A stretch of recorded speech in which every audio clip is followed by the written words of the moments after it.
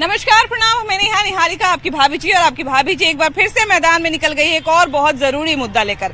अब देखिए कि हमारे देश में लाखों की संख्या में सरकारी स्कूल हैं, हजारों की संख्या में कॉलेज है, लेकिन बावजूद इसके बहुत सारे प्राइवेट संस्थान भी चलते हैं।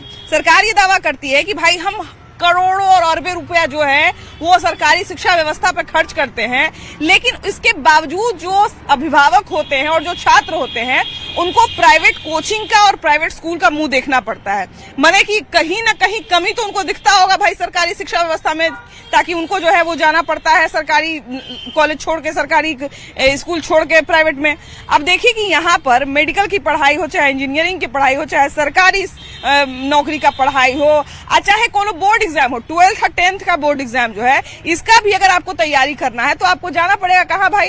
तब प्राइवेट कोचिंग में या प्राइवेट ट्यूशन में। माने कहीं ना कहीं कमी है तभी तो वही हम आज जानना चाहते हैं कि भाई सरकारी स्कूल में, सरकारी शिक्षा व्यवस्था में ऐसा क्या विफलता है, ऐसा क्या कमी है जिसके कारण बच्चों को और अभिभावक को जो है वो प्राइवेट कोचिंग संस्थान का मुंह देखना पड़ता है, प्राइवेट माने ट्यूशन का मुंह देखना पड़ता है। आज इन्हीं सब कमी पर हम बात करेंगे और उनसे ये जानेंगे, माने बच्चों से भी जानेंगे और अभिभावक से भी जानेंगे, खासकर बच्चों से जानेंगे कि वो जब किसी कोचिंग संस्थान में जाते हैं या किसी ट्यूशन में जाते हैं तो ऐसी क्या शिक्षा मिलती है जो सरकारी स्कूल में और सरकारी कॉलेज में कभी नहीं मिल पाती। चलिए चलते और बतियाते हैं क्या कमी रह जाती है, ऐसी क्या कमी दिखाई देती है बच्चों को या अभिभावकों को जिसके कारण उनको जो है वो महंगा कोचिंग संस्थान में भर्ती होना पड़ता है।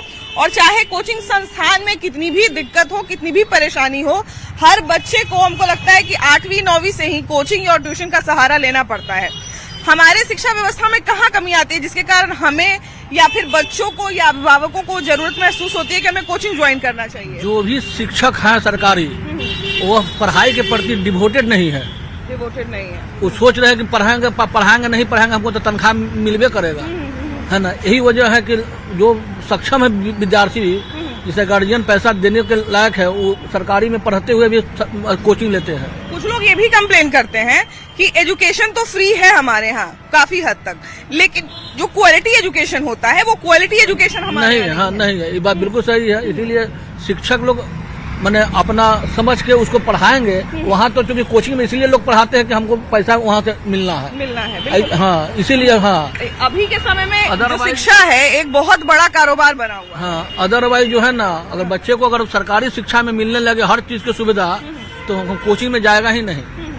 हर साल देखते हैं हम लोग कि फंड में भी बदलाव। जो लोग गार्जियन लोग जो है शिक्षा विभाग से जुड़े हुए हैं, उनके भी बच्चे लोग जो हैं वो भी सरकारी स्कूल में न रेफर करके प्राइवेट में लोग जाते हैं। खुद ये यकीन नहीं रख सकते हैं कि जिस स्कूल में हम पढ़ाते हैं उस स्कूल में हमारे बच्चे पढ़ पाएंगे कि नहीं पढ़ पाएंगे। बिल्कुल सही बात बोल रहे हैं। हाँ, कॉन्फिडेंस नहीं। अभी क्या है, अभी गवर्नमेंट ने अनाउंस किया है कि हम एक स्कूल खोलेंगे जिसमें मंत्री और सरकारी जो अफसर लोग उसका बच्चा पढ़ेगा। लेकिन आप कितना दीजिएगा? जनसंख्या इतना है कि आप कवर करते नहीं। तो अगर मान लीजिए कि अगर कोई स्पेसिफिक स्कूल खोला जाता है जिसमें मंत्री के बच्चे पढ़ेंगे या नेता के बच्चे पढ़ेंगे तो जाहिर सी बात है कि उसमें अच्छे एजुकेशन मिलेगा। तो करना तो नियम तो ये होना चाहिए ना कि जिसमें जो है आम आदमी के बच्चे पढ़ रहे हैं उसी में आपके भी बच्चे पढ़े, तभी जो है इक्वल एजुकेशन मिलेगा। एकदम सही बात है, आपका कहना सही है। जब तक एजुकेशन में अब बाहर से कुछ टीचर लाना पड़ेगा, क्योंकि आपका बेसिक जो है ग्रेजुएशन और प्राइमरी सेक्शन में आपके पास टीचरें नहीं है। अच्छा, एक बार शिक्षक की भर्ती में देखिए कि एक बड़ा अभी बदलाव कुछ समय पहले किया गया, कुछ सालों पहले, कि भाई अब हम बीपीएससी से भर्ती लेंगे, परीक्षा को थोड़ा और मुश्किल कर देंगे ताकि बढ़िया टीचर आए। और हम देखते हैं कि बीपीएससी का एग्जाम जो शिक्षक वाला होता है कोई आसान नहीं होता है, मुश्किल होता है। अगर जितना वो लोग खुद पढ़े हैं उतना भी बच्चों को पढ़ा दें तो बहुत बड़ी बात होगी, लेकिन क्या वो उतना भी बच्चों को पढ़ा पाते हैं? एकदम नहीं, वो लोग कुछ नहीं कर पाते हैं। बीपीएससी में लेता है, एक्चुअली बीपीएससी के एग्जाम यदि इंग्लिश का टीचर उस सब्जेक्ट पर होना चाहिए, जनरल नहीं होना चाहिए। कुछ बच्चे ऐसे भी होते हैं जो मध्याह्न भोजन खाने के लिए जाते हैं। बिल्कुल। कुछ बच्चे ऐसे होते हैं कि जब इंतजार रहता है कि हम कब भोजन मिले, हम खाएं और निकलते बने। कोचिंग के बिना हम लोग ना पढ़ सकते हैं, ना कोई एग्जाम निकाल सकते हैं, ना कोई परीक्षा पास कर सकते हैं, ना कोई नौकरी कर सकते हैं। बहुत हद तक ये बात सही भी है कि अगर हम सरकारी स्कूल पर डिपेंडेंट रह जाएं तो शायद हमारा कुछ नहीं होगा। आखिर ऐसी क्या व्यवस्था है सरकारी स्कूल में या कॉलेज में या सरकारी जितने भी इंस्टीट्यूशन है उनमें आखिर ऐसी क्या कमी रह जाती है? कमी यही रह जाती है कि जो सरकारी टीचर लोग हैं उनको अच्छा से प्लान नहीं दिखाया गया है। अगर उन लोग को अच्छा से प्लान दिखाया जाता तो सरकारी कॉलेज में भी अच्छा से पढ़ाई होती और हम लोग को यहाँ प्राइवेट इंस्टीट्यूट में पढ़ने का मौका नहीं मिलता। हम वहीं से अपने क्षेत्र में अच्छा कार्य करते, अपने लक्ष्य को पूरा करते। बहुत सारे देखिए कि अगर बिहार ही की बात की जाए या केवल पटना की भी बात की जाए तो हजारों की संख्या में यहाँ पे कोचिंग इंस्टीट्यूट चलते हैं। इस तरह की जब भी कोई घटना घटती है, जो अभी 2-3 दिन पहले जो घटना घटी, इस तरह की जब भी घटना घटती है तो सबसे पहली बात यही आती है कि फिर स्टूडेंट की सुरक्षा की जिम्मेदारी कहाँ जाएगी। अगर इस तरह की घटना कोचिंग में ही किसी घट जाए या किसी ऐसे एरिया में ही घट जाए जहाँ पे इतनी बड़ी संख्या में स्टूडेंट रहते हैं तो उनकी सुरक्षा की जवाबदेही कहाँ जाएगी। लेकिन जाहिर सी बात है कि चाहे कैसे भी हो उनको कोचिंग में तो जाना ही पड़ेगा, क्योंकि उनको भी नौकरी करनी है, उनको भी पढ़ाई करना है। तो हम लोग को ऐसा क्या सुधार करना चाहिए सरकारी शिक्षा में? देखिए, सरकारी शिक्षा व्यवस्था में मतलब सरकार तो खर्चा कर रही है, लेकिन ऊपर से पैसा आ रहा है, लेकिन बीच में पैसा कहाँ गायब हो जा रहा है ये पता नहीं चलता है। हम लोग देखिए यहाँ पे पटना में पढ़ने आए हैं, मतलब मजबूरी, जो पैसा का हालात है बहुत ही कमजोरी है, लेकिन हम लोग एक लाचारी अवस्था में आए हैं, क्योंकि हम लोग जो सरकारी स्कूल का जो व्यवस्था है, टीचर तो सबसे बड़ी बात है कि टीचर पढ़ाना नहीं चाहता है, और टीचर जो पढ़ाना चाहता है बच्चा में भी कुछ कमी है कि पढ़ना नहीं चाहता है लोग। अगर व्यवस्था सही कर दिया जाए, अगर टाइम टू टाइम अगर टीचर आए, उनके अंदर एक जिज्ञासा हो कि हम बच्चों को कुछ पढ़ाएं और सिखा के भेजे, तो ये प्राइवेट इंस्टीट्यूट बंद हो जाएगा। ये अभी सरकार का नियम हम सुने हैं लगभग में कि 10 से 4 में कोचिंग प्राइवेट नहीं चलेगा। मैम ये बताइए कि ठीक है नहीं चलेगा, हम इसका मतलब सपोर्ट करते हैं, लेकिन आप बच्चों को उस तरह पढ़ाइए कि वो प्राइवेट कोचिंग में जाने की जरूरत ही न पड़े। देखिए 10 से 4 वाला जो नियम था तो वो इसीलिए था कि स्कूल के बीच में कोई बच्चा कोचिंग में नहीं जाए। स्कूल के बीच में अगर भी बच्चा कोई कोचिंग में जा रहा है तो मतलब आपके स्कूल में जाने से उसको कुछ हासिल नहीं हो रहा है, तभी वो उस टाइम पे जो है वो कहीं और जा रहा है। तो फिर ऐसी क्या कमी रह जाती है जिसके कारण स्कूल के टाइम में बच्चों को कहीं और जाना पड़ता है? जी मैम, ऐसा है कि सरकारी स्कूलों में मतलब क्वालिटी जो है, एजुकेशन की क्वालिटी, वो बहुत मतलब उस तरह की नहीं रहती है। आप देखेंगे मतलब पिछले बार भी जब वैकेंसी आई थी वो डीएलएड वाला, तो उसमें एक साथ जो है कि 1 लाख के आसपास वैकेंसी निकाल दी गई थी, जिसके कारण कटअप बहुत ही कम चला गया था। जो टीचर्स स्टूडेंट को पढ़ाकर आईएएस या आईपीएस बनाएंगे, उनकी खुद की क्वालिफिकेशन की जो है कि क्वालिटी उस तरह की नहीं है।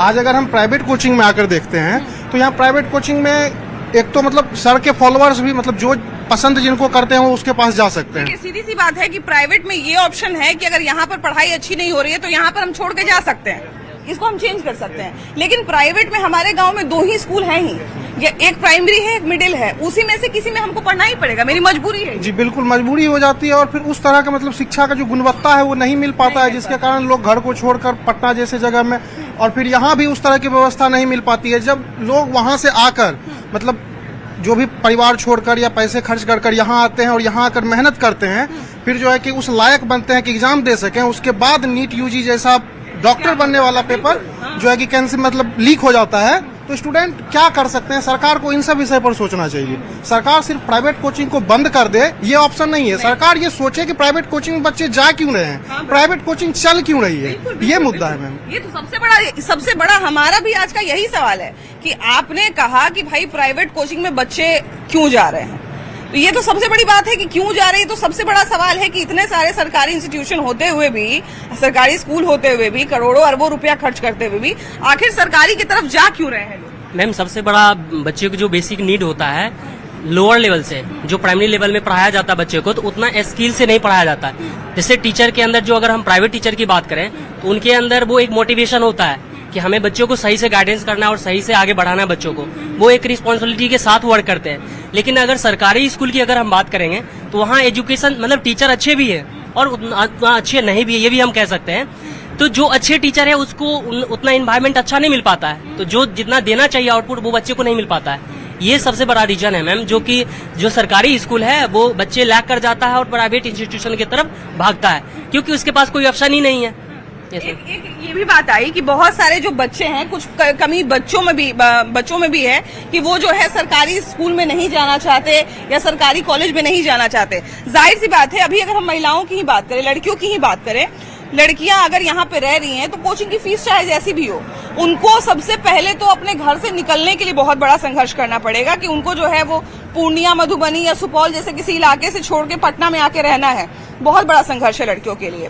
उसके अलावा यहाँ पे रूम लेके रहना एक अलग खर्चा होता है, फाइनेंशियली भी, मेंटली भी, और सुरक्षा के दायरे में अगर देखा जाए तो भी। लेकिन बावजूद इसके बच्चे वो करने को मजबूर हैं, लड़कियां वो करने को मजबूर हैं। क्यों? क्योंकि उनको प्रॉपर एजुकेशन जहां वो रह रही हैं वहां नहीं मिल रही है, सरकारी स्तर पे तो बिल्कुल नहीं मिल रही है। क्या क्या कमी एक बच्चों को फेस करनी पड़ती है जिसके कारण उनको प्राइवेट सेक्टर का मुंह देखना पड़ता है? मैम, सरकारी स्कूल या सरकारी संस्थान जो भी हैं, बचपन से हम लोग सरकारी संस्थान में पढ़े, लेकिन वहाँ का जो भी शिक्षा व्यवस्था है वो बचपन से बेसिक से ही पूरा कमजोर रहता है। शिक्षक लोग अपना सिर्फ फॉर्मेलिटी करते हैं, टाइम पे अपना आते हैं और टाइम पे जाते हैं, वो लोग बच्चे पे ध्यान नहीं देते हैं। लेकिन प्राइवेट संस्थान जो भी हैं वहाँ पे टीचर लोग फीस लेते हैं, लेकिन फीस के अकॉर्डिंग बहुत ज्यादा एफर्ट करते हैं बच्चे लोग पे।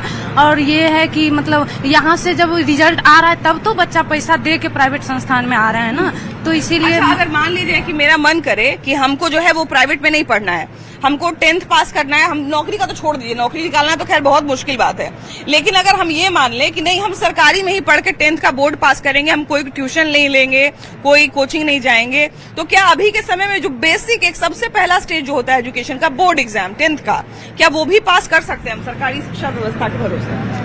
सरकारी शिक्षा व्यवस्था में ऐसा कुछ नहीं हो सकता है, क्योंकि वहाँ पे ना तो ठीक से पढ़ाई होती है, टीचर आते हैं बस टाइम पास करके चले जाते हैं, वो क्लास लेने के टाइम पे और बाकी सब काम करते हैं, क्लास नहीं लेते हैं। ये तो संभव ही नहीं है कि कोई भी सरकारी शिक्षा व्यवस्था से पढ़ के पास कर सके, उसको प्राइवेट की संस्था लेनी ही पड़ेगी। 8वीं 9वीं के बच्चों को भी जो है वो कोचिंग की जरूरत पड़ती है, ट्यूशन की जरूरत पड़ती है, तो क्या सरकारी स्कूल में इस लेवल का भी पढ़ाई नहीं होता? सरकारी नहीं, सरकारी स्कूल में इस लेवल का पढ़ाई नहीं हो सकता है जो कि 8वीं या 9वीं का बच्चा भी पढ़ के और अपना एग्जाम क्लियर कर सके। इतना तक भी पढ़ाई नहीं होता है। हाँ, हम लोग भी